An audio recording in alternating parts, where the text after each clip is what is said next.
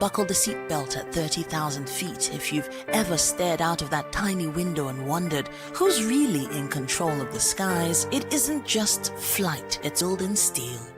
We're peeling back the clouds from runway risks to sky-high secrets. We're diving deep where most dare not to look. Aviation Scope, every Sunday at 7 p.m. only on Voice of the People TV. We don't just report, we reveal. We don't just ask, we uncover. Because when it comes to the skies, ignorance is turbulence. Aviation Scope, the sky isn't the limit, it's just the beginning. Hey guys, what's up? How you all doing? They call me Lovisha Nelson One, your number one celebrity host, and you are watching Voice of the People Television, VOP. Stay tuned. Uyi Osarite is my name. I am a friend of the microphone, Voice of the People TV. That name is unique, and the brand is very sweet. I like the packaging, picture qualities, camera qualities, and then of course, the quality of human beings that I see sometimes on your channel. I talk and get paid, and I look forward to being in your studios. Oh yes, you are on to Voice of the People TV. Live here in Benin City, the cradle of black civilization. What are you waiting for? Tune in, bro. VOP TV. Now, you have more than a voice. To know the happenings in the maritime sector, join us on the program Maritime Frontiers on VOP TV as we discuss key areas in the maritime sector from aquaculture, maritime transportation, maritime labor regulation, oil and gas exploration, ferry and passenger insurance, marine pollution and prevention, port operations, and lots more. Maritime Frontiers, exploring Nigeria's blue economy. VOP TV. Now, you have more than a voice. The Ariaria International Market is an open-air market located in Aba, a city in Abia State in southwest Nigeria. The market is one of the largest markets in West Africa and nicknamed China of Africa because of its versatility in the making of wares and leatherworks. Ariaria International Market was established in 1976 following a fire outbreak that destroyed the old Ekeoha market in Aba. The market was originally sited in a swampy area. The market is known for its shoemaking and leatherworks, thus making it one of the largest leather shoemaking markets in West Africa, with an seller's market where you can buy wholesale cheaply and even have your desired products designed and produced to your own exact specifications. On the like button and subscribe to our YouTube channel. We are Voice of the People TV. Also follow us only on Voice of the People.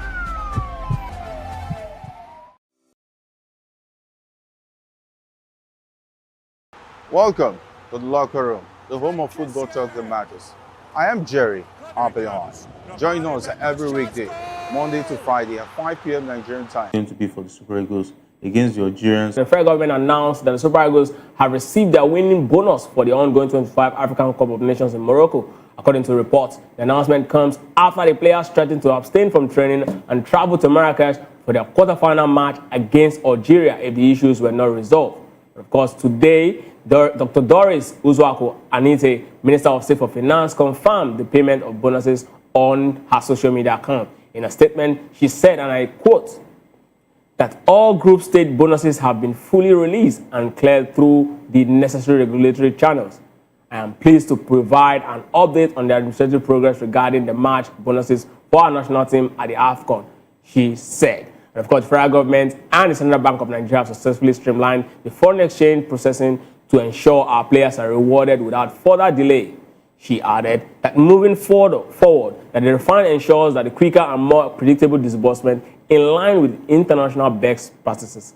Jerry, does it have to get to this stage before the players will, eventually get what they deserve? Yeah, it's a national embarrassment because I don't get to see where the Cameroon Federation the Minister for Finance in Cameroon or Algeria or Benin Republic or any country as far as this AFCON is concerned, talking about sending money to players directly. They don't even trust the NFF. They're even saying that they're going to send it direct to their bank account. That means all the players will write their bank account number on a piece of paper and they will not type it and send it direct to the Minister of Finance or the central bank and say, accountant, make sure it gets to this account. Let it not enter NFF account because I don't want to hear story. That means all the bonuses will be lined up. And I hope that after the Algerian game, I hope they win because every Nigerian wants them to win. But definitely everybody is optimistic. If they win that game, I hope there's already preparation. Not that at every stage of the competition, the players will say, okay, we have to wait for our Algeria bonus before we play semi-final. After semi-final, we wait for another bonus. It's a show of shame. Had it been the NFF is of good behavior, of good credit, I think their word would have been the bond to tell the players, don't worry, play on, before the final, the money will be available. I think they've learned their lesson, but I think this is not the trend we want to have to see. For instance, the African Cup of Nations date has already been fixed. The federal government, the Nigerian Football Federation already know that the competition is going to start in the month of December 2025. That means there was enough time since they qualified for the AFCON to put money aside and say this cash should be available. But I think maybe something is also telling me that the lack of trust, because all the money they've been sending through the NFF and the National Sport Commission to give to these players, they find that eventually that these players don't get the money.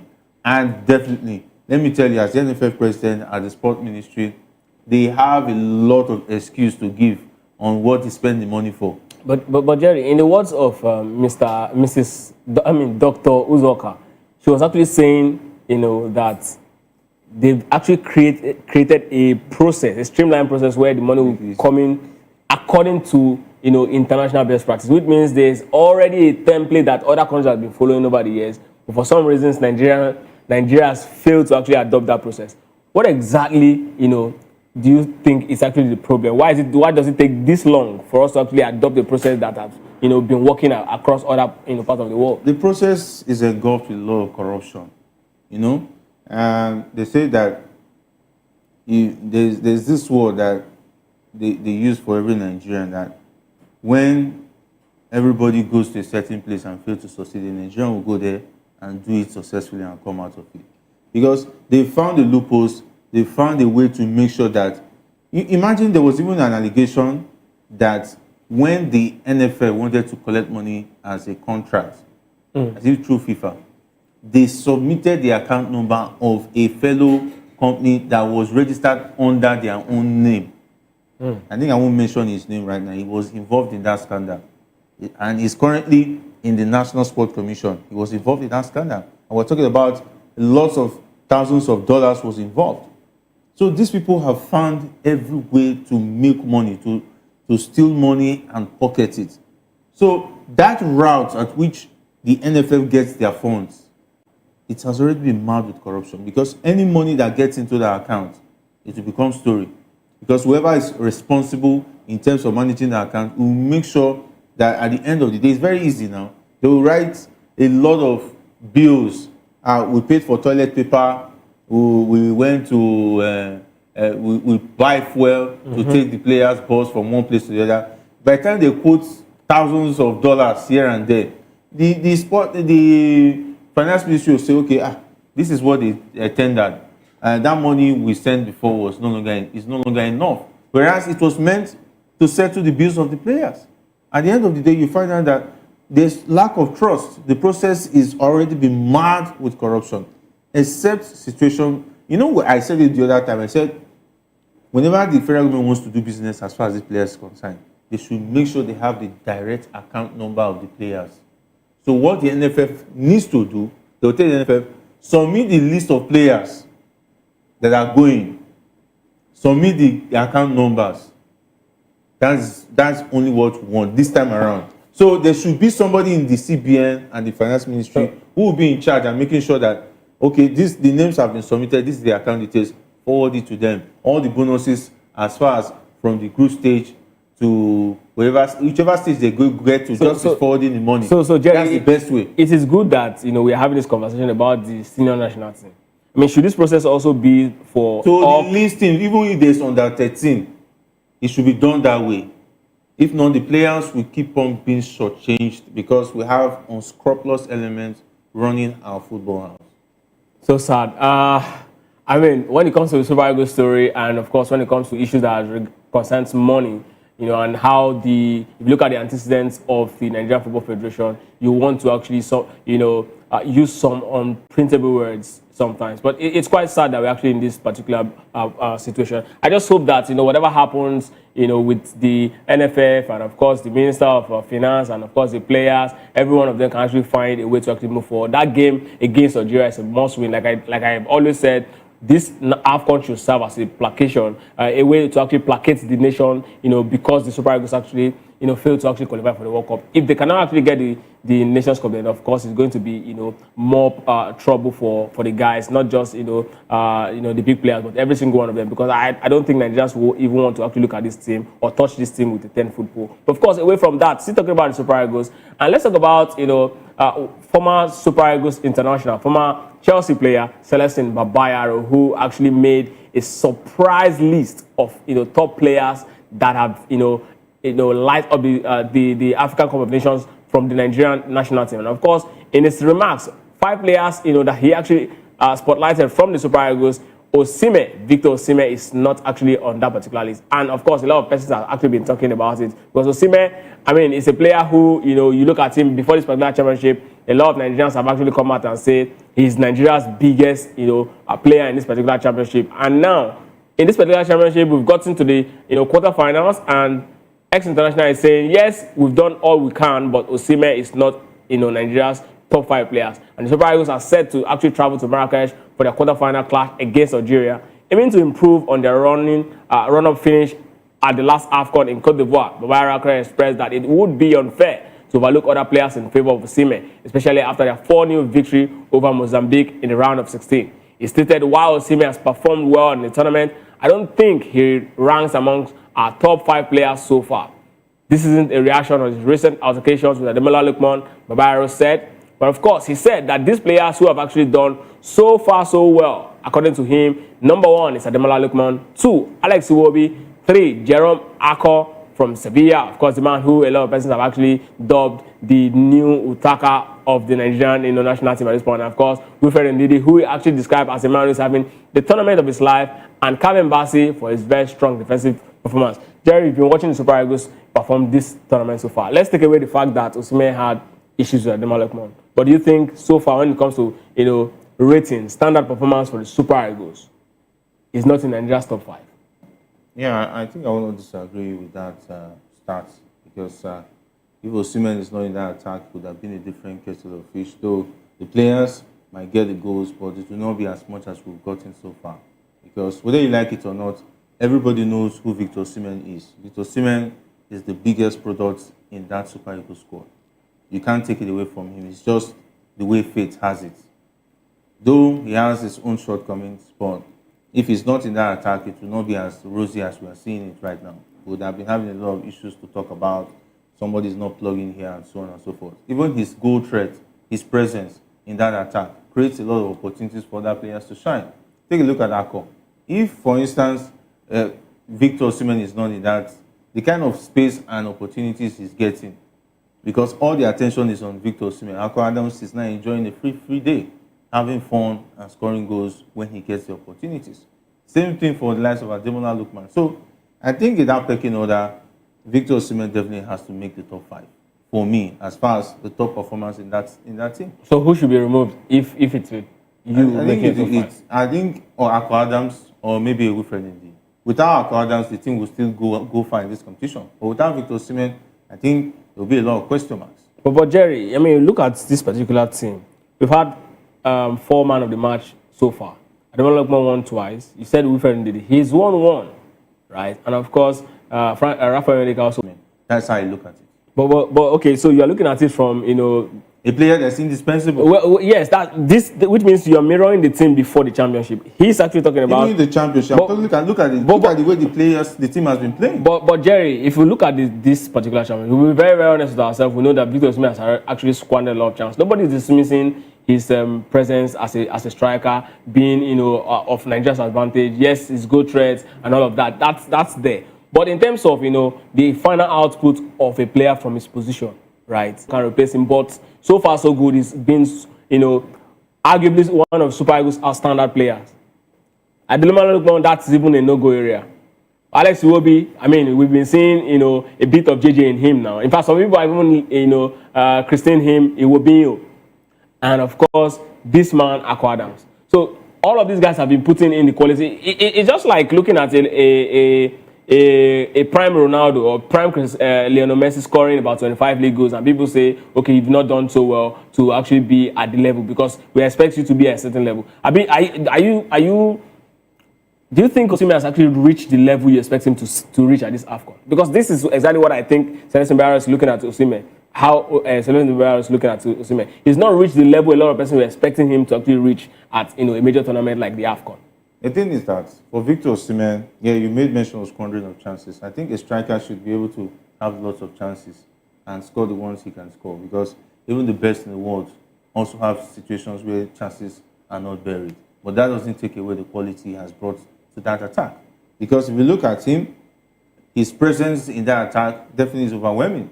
He brings a lot of character into the attack, and when he gets the chance, and of course, he has 3 goals to show for his effort. That means that's not easy. How many strikers in the Nations Cup have 3 goals?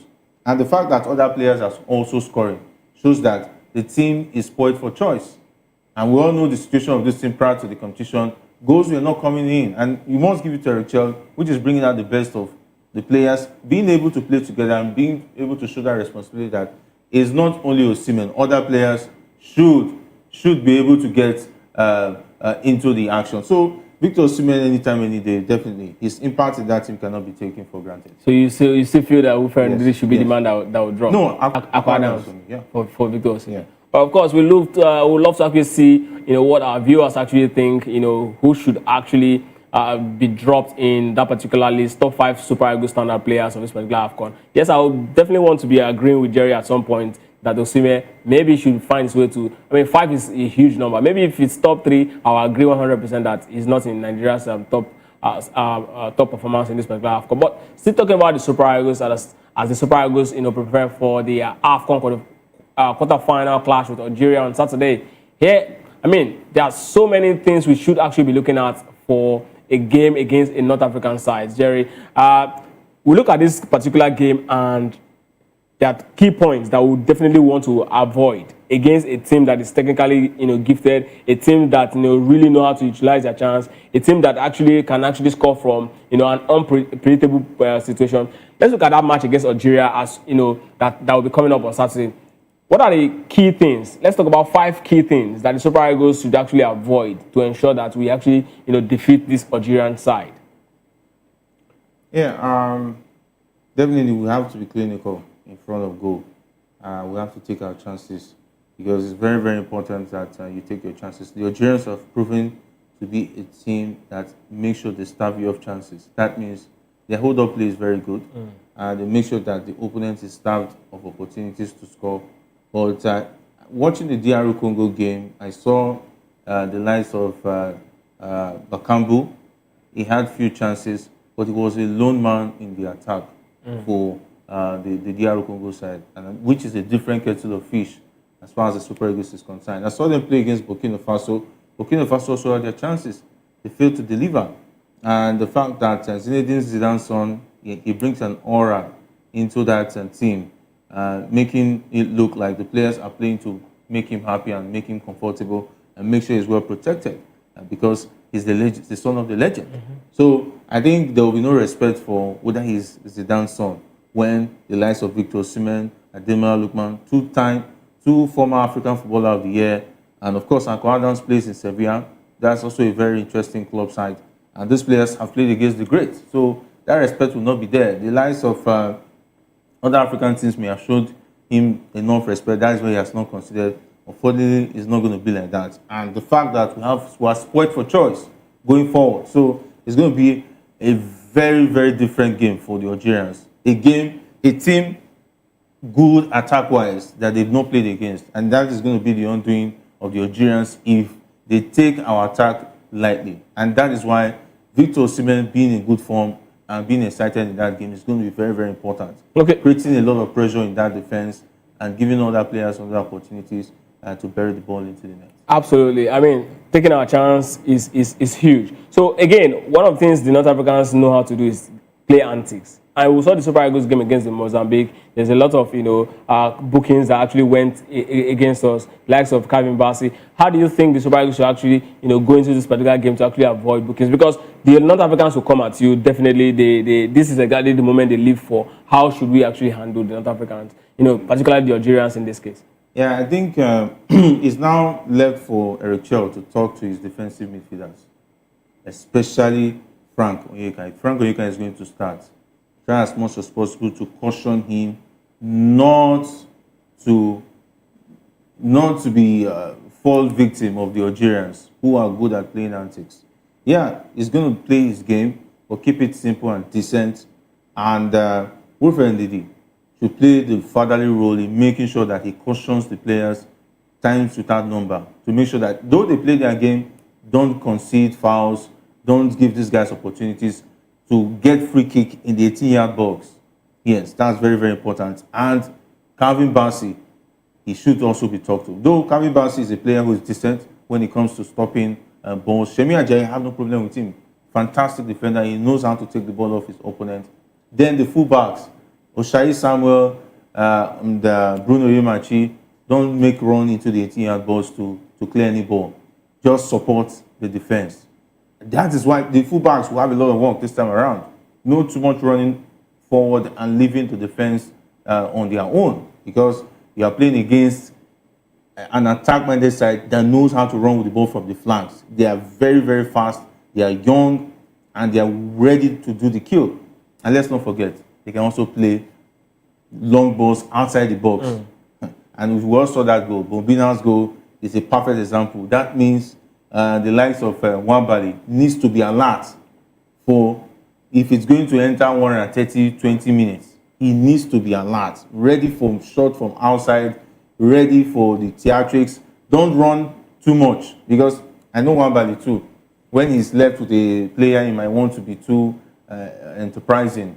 Don't concede penalties, because the Algerians can just come in first 15 minutes, they get the penalty and they sit back, just soak up the pressure, keep on passing the ball, wasting time. And let's not forget, they have Riyad Mahrez. Riyad Mahrez, he has done it before against the Super Eagles. That was a beautiful free kick. And I hope they are prepared for dead balls, because the Algerians know how to score dead balls. They have to be very, very careful with dead balls. They have to be careful for outside shots, careful of the theatrics, talking about trying to commit the referee to give them cards and so on and so forth. So those are the things they should look forward to as far as the Algerians are concerned. So now this is exactly what the Super Eagles should actually look forward to. I mean, we also know that the Super Eagles is a team in this particular tournament. Yes, we've scored a lot of goals, but we've shown defensive frailty. We've shown that we are not in one of the best side when it comes to defensive records. All of our games, except this game against Mozambique, we considered the goal. In fact, against Tunisia was the worst. We actually were 3-0 comfortable, and then they actually scored 2 goals in that particular game. How should the Super Eagles ensure that mentally, when you're actually leading, you should actually stay at that particular position, like we did against the Mozambique side? Because this is a very top team. This is not the Mozambique. It's not going to be easy to actually find the back of the net against an Nigerian side 4 times. A team that's got a very good record against the Super Eagles in AFCON. If you discover the game against Tunisia that everybody's talking about, the team was leading 3-0. That means at the point at which they scored their first, second, third goal, they were disciplined in making sure they didn't concede. We all knew what happened. Frank Onyeka was removed, an attacker was brought in, maybe to add more goals to what they've already scored, instead of securing the victory. And I think Eric Chell learned from that mistake and improved on that in the Mozambique game. And they were able to come out with a clean sheet in that game. And I expect the same against Algeria. So it shows that the team is making progress from correcting their mistakes in their previous game, like the one against Tanzania, moving on to the Tunisian game, and did better in the game against Mozambique. And let's not forget, Uganda game, most of the fringe players were given opportunities and were considered just a goal in that one. So there's a show that the team is improving. So I think I will not worry about conceding goals. And let's not forget, Mozambique didn't even get a shot on target. No shot, even shot of target, they didn't even get. So with that confidence going into this game against Algeria, I think I will not worry that the team is going to concede goals. It's going to be a tight game at the end of it. But I think the Algerians, the fact that they've not conceded, they will be shocked by the time they concede their first goal. They might lose focus, and the Super Eagles should be able to take advantage of that. If they can get an early goal, it will really, really unsettle the Algerians. And of course, the Super Eagles might have a free-for-all. The Algerians will most likely be coming into that particular game by actually allowing the Super Eagles, hand the Super Eagles the possession of that game. They might not be able to actually play, in the middle of the park like the Super Eagles. But one thing they are very also good at is they know how to play low block. And one deficiency that the Super Eagles have shown, in the last couple of years is that we really struggle against low block side. With an Algerian side that can actually shoot from long range, right? And, know how to actually kill game when they're actually in the lead. How should the Super Eagles, because now it's all about the right mentality going to a particular game like this. How should we actually find the right solution for, this particular team that plays in the way that I just described? Jerry, should we go into this particular match against the Algerians with the same kind of players that we've already been going into other games with? Or should there be a sort of tweak to actually help open up the Algerian backline? Yeah, I think it will be dangerous. I would not advise Eric Chell to tweak his team, because we've seen what happens when he tweaks his team. His team becomes vulnerable. And I don't advise it. I think he should stick with what's working. Maybe tweak in the attack. No, don't tweak the attack. The attack is doing well. Akwa Adams, Victor Osimhen, Ademola Lookman, Samuel Chukwueze. Yeah, then Alex Iwobi. Samuel Chukwueze has not been starting. Yeah, I'm just saying option. Though the games he plays is also like for like. It still gives you the kind of talking about performance. Then Alex Iwobi, then Frank Onyeka, Wilfred Ndidi. He shouldn't tweak it. He should stick with that. For the Algerians, I think they are not afraid of the Super Eagles. Let's not forget, they are the only team alongside Nigeria that won their first 3 games in the group stage. They've not lost a game in this competition, no draws, all wins. So on the back of that, the Algerians will be coming into this game with confidence. They will not. I don't think they will want to sit back. They will not be afraid of the Super Eagles. They beat the Super Eagles before, and they have the certain Riyad Mahrez on their side, and they're on good form. Jerry, this Algerian side are quite young. Yes. Many of them, this is more like their first AFCON. Apart from Mahrez, Bonija, and of course, many of them don't really know what to play, what this level actually looks like. But I don't think they want to change their pattern because they want to play the Super Eagles. No, but if you look at them so far this tournament, yes, they've been coming all out to actually attack team, but they have this way of actually sitting back and locking a game. And when they come against the Super Eagles side that plays in this way, if you recall the game against Tunisia, before they met the Super Eagles, they've always been coming out. But when they played against Super Eagles, it was difficult for them to actually control the midfield, and they had to sit a little deep. And that was why the Super Eagles were actually able to actually exploit them. Now we are playing against a side that naturally, across the North African countries, Algeria is one side that knows exactly how to actually lock a game. We saw it in 2019, and that's exactly how they've always been playing. Yeah, if they're going to sit back and maybe hit on a fast break and play transition football. I want to have a lot of players in the midfield so as to make sure that it's congested for the Eagles not to have a free flow play.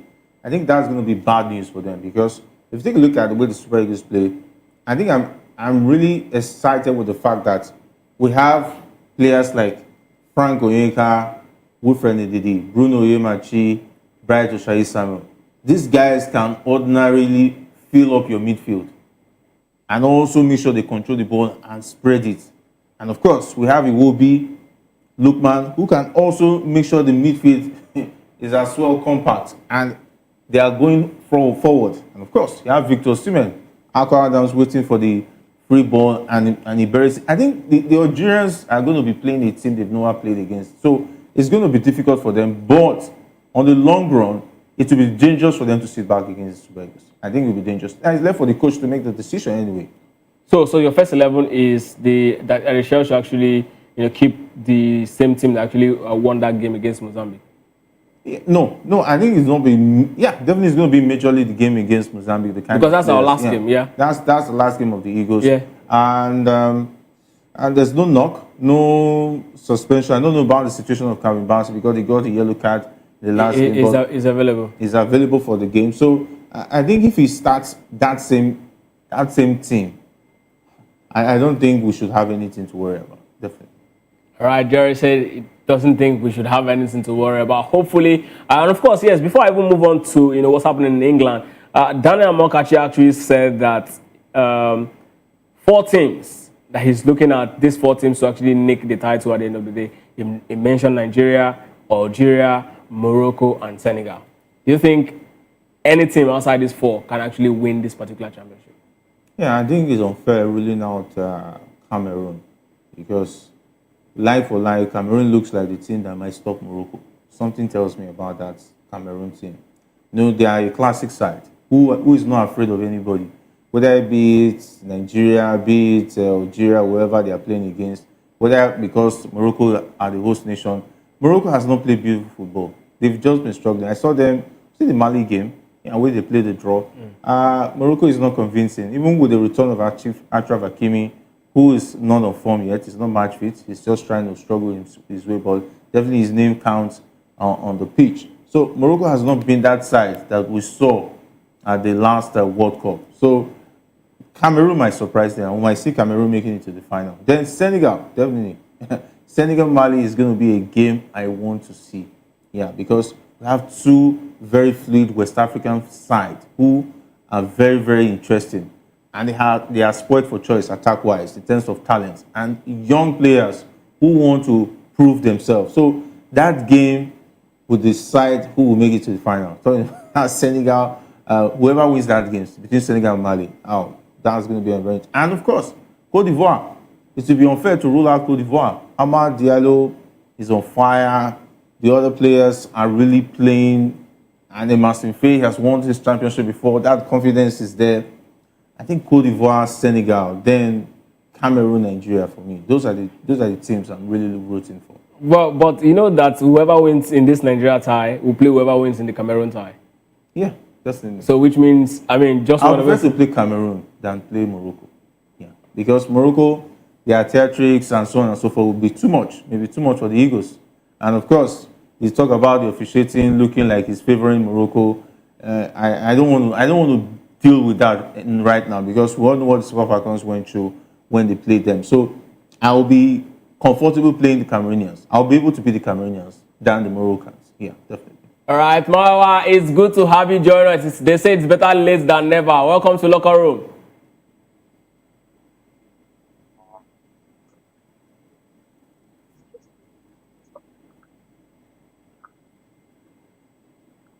Well, it seems Mawa has got some technical issue to sort out. Maybe he's still trying to find this. They've been burnt by Burnley. I want to call him Bonla Boy. I'll be Bonla Boy.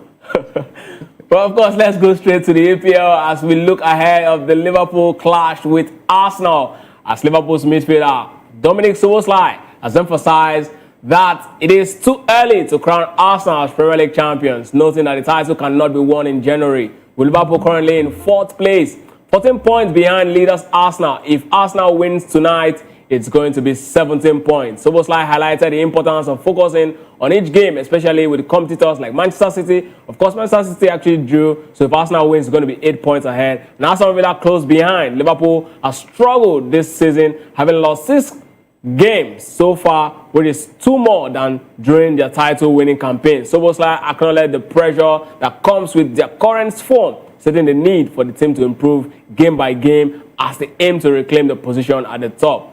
He underscored the performance of handling the pressure that comes with playing for a team like Liverpool. Furthermore, Szoboszlai expressed concerns over Mo Salah's absence during the AFCON Cup of Nations, noting that their close friendship and forth significant role in the team despite current tension surrounding Salah's future at Anfield. Szoboszlai believes Salah has the professionalism to navigate the situation and hope to see him come back helping the team soon. Jerry, how significant is Mo Salah's absence going to be in this game against Arsenal?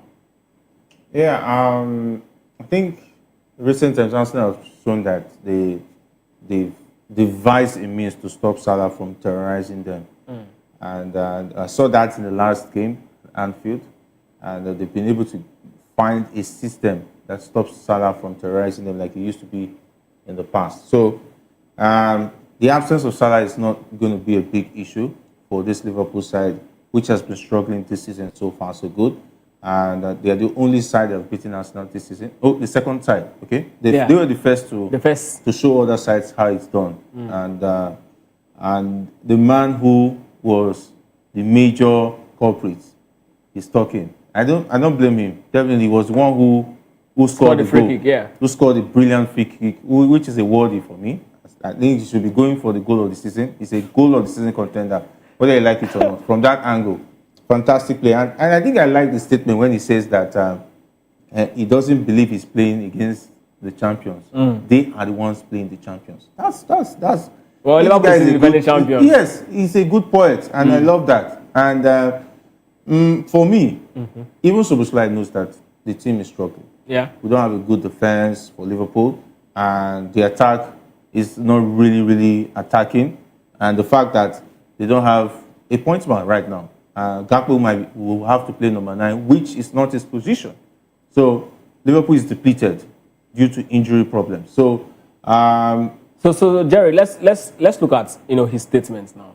He said you cannot win the league in January. Yes, he's a defending champion. So he understands what it means to be a champion. But Jerry, is it worth it's only somebody who has been there that will tell you that this is what it means. This is what it takes to win this title. But Jerry, I agree with him. Looking at Arsenal's form and how they've actually been filing out week in, week out, even in the UEFA Champions League, in the Premier League, and how the teams that have been chasing them have shown that they really do not even have the gas in them to actually keep pushing. Like Manchester City faltered yesterday.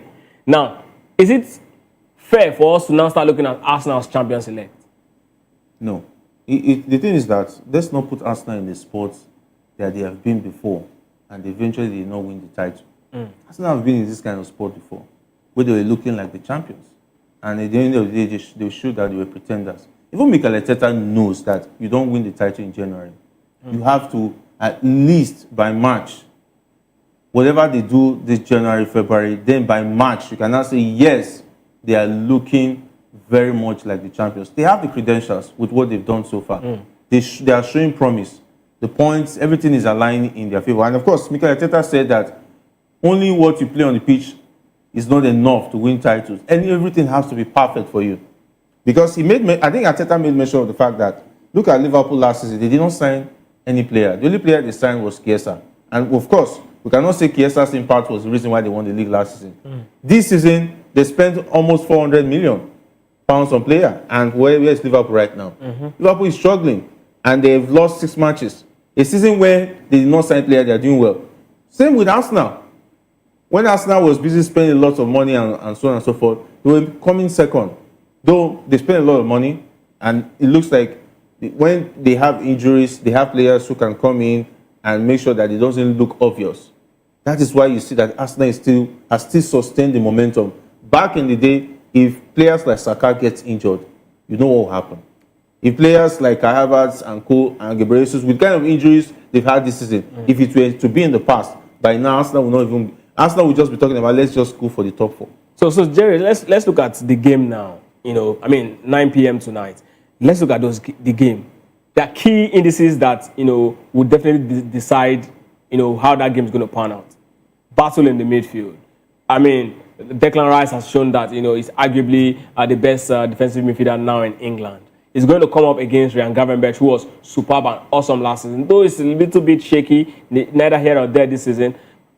Also, we're also going to look at Arsenal's talisman, Bukayo Saka. Is going to have a lot of work to actually do if Arsenal is going to come up on top against Milos Kekes, who I want to believe that maybe he's beginning to find himself, and Zubimendi against Florian Wirtz, who is beginning to show a glimpse of what we actually saw in Germany. Jerry, these 3 dynamics, right? Which position of these 3 points that I mentioned, if you have other areas that you're looking at as well, you can tell us. But in these 3 areas, which of these areas do you think Liverpool stand the most chance of winning in all these areas? Yeah, I think If Florian Wirtz comes to the party, that's going to be very crucial, whatever the Liverpool side is able to do attack-wise. And the fact that Arsenal, they've found a way to make sure that they don't concede through corners. They're very, very difficult to score. But Jerry, corners. Can Florian Wirtz come out on top in this battle against Zubimendi? Yeah, Florian Wirtz is a top player, whether you like it or not. He's still a quality player on his day. He can find his way through any team. It just has to do with what he's able to do on game day and whatever Zubimendi does. Because let's not forget that in recent times, I think in the past 4 games, he has scored 2 goals, which shows that he's in a rich vein of form. And with that being said, he will be coming with that confidence into this game.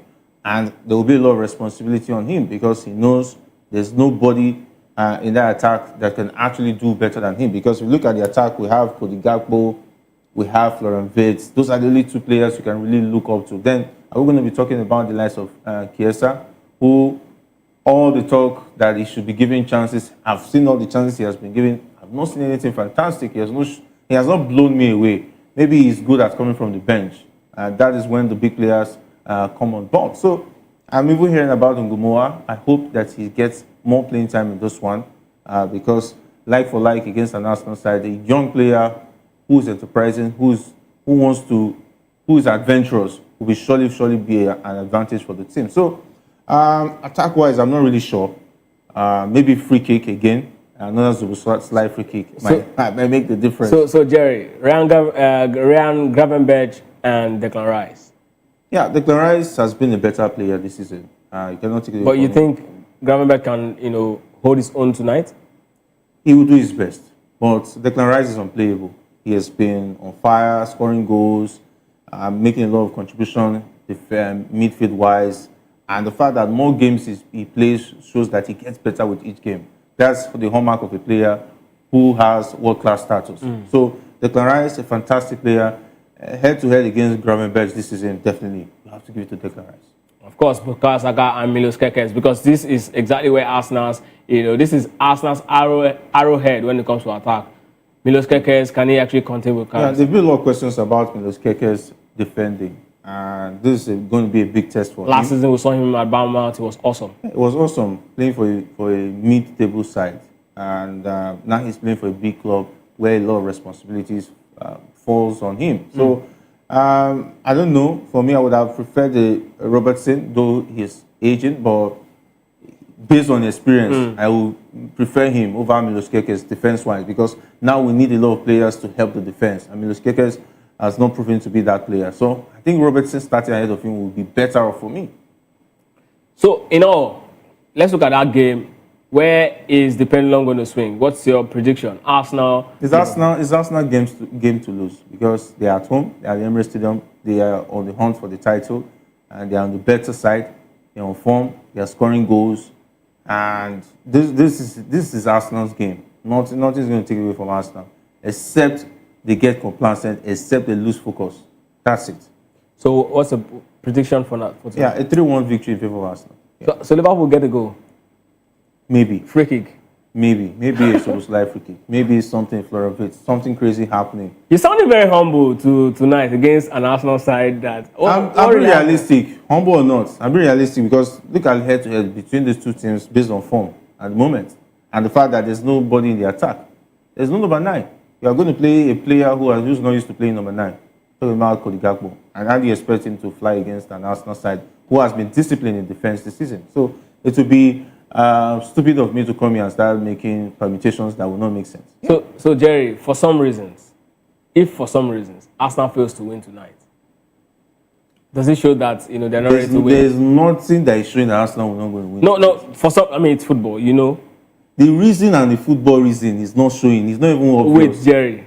For some reasons, if Arsenal fails to win tonight, see, the thing is that why it will not happen is that Wait, Jerry. Let me say. We've seen worst team going to this sort of thing, and this is one thing big teams do. The only thing that can make that happen, that is if Liverpool goes and play negative football. That means they all sit back and frustrate the Arsenal side. And the Arne Slot, I know, he's so stubborn and he sticks with is attack football. He wants to be playing one-on-one. That kind of PSG, Liverpool kind of football. He's so hell-bent on that style. And if you are playing that style against Arsenal with this depleted Liverpool side, Arsenal is going to win. That's just it.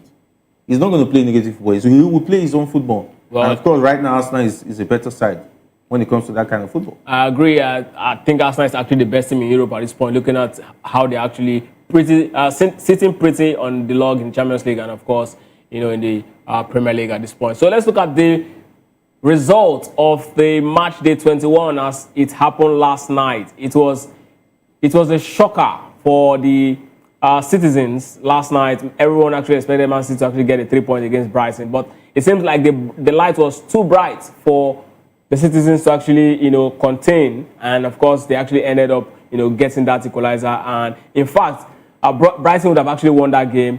And reports we're hearing is that Mark Gray is very, very close to joining Manchester City.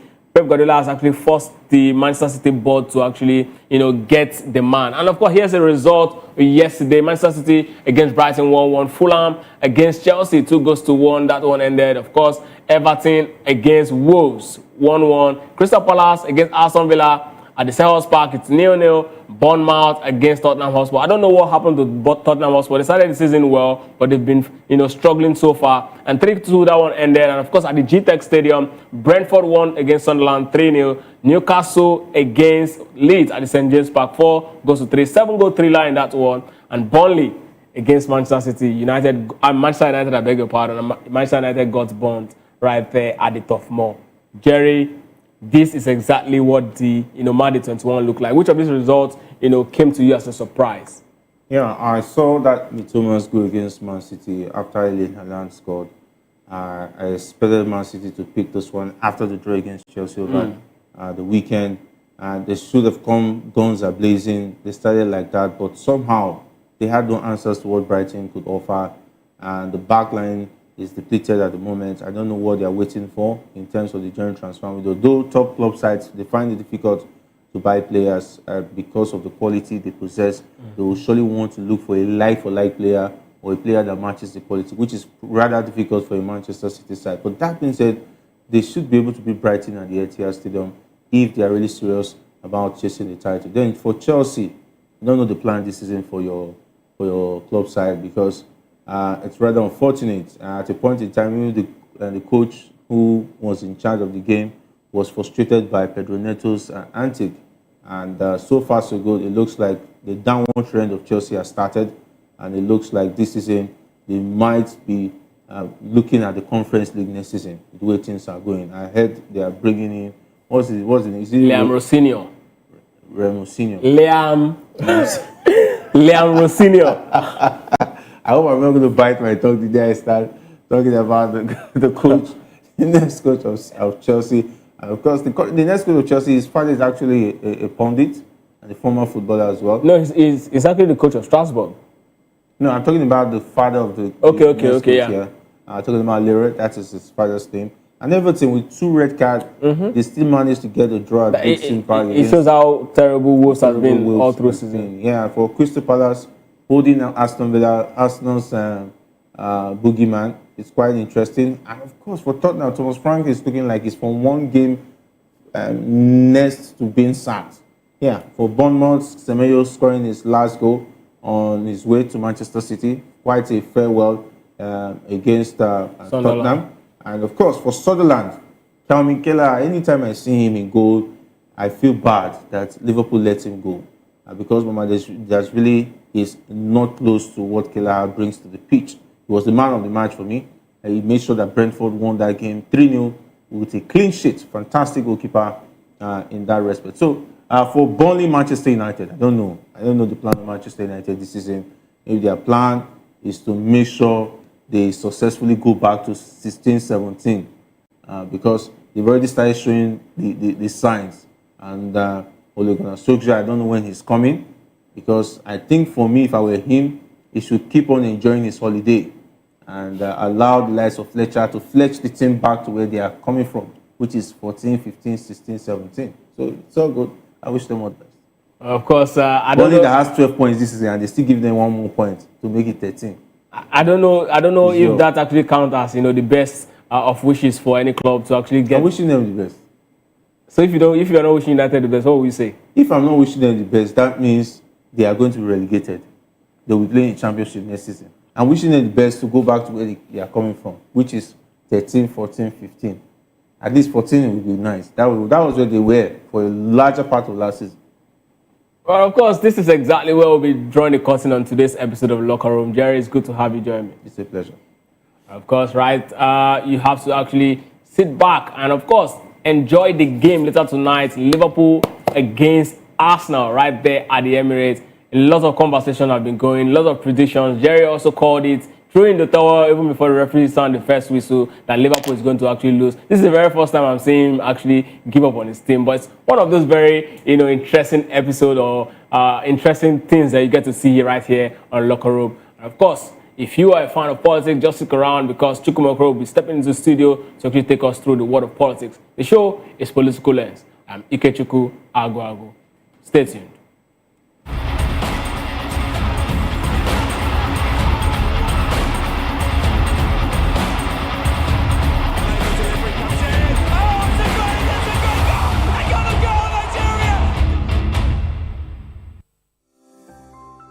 VOP TV. Now you have more than a voice. Are you ready for the extraordinary? Something big is happening on your screen.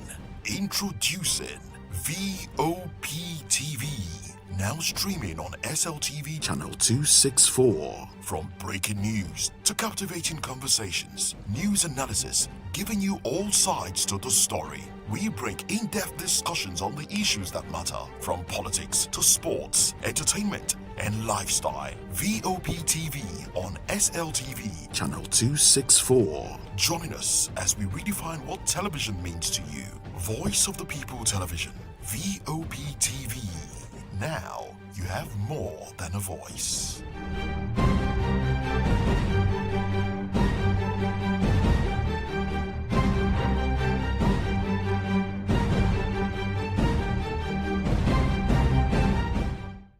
In a world where truth is the ultimate power and opinions scream the loudest, it's time to wade through the noise Hunger no get tribe!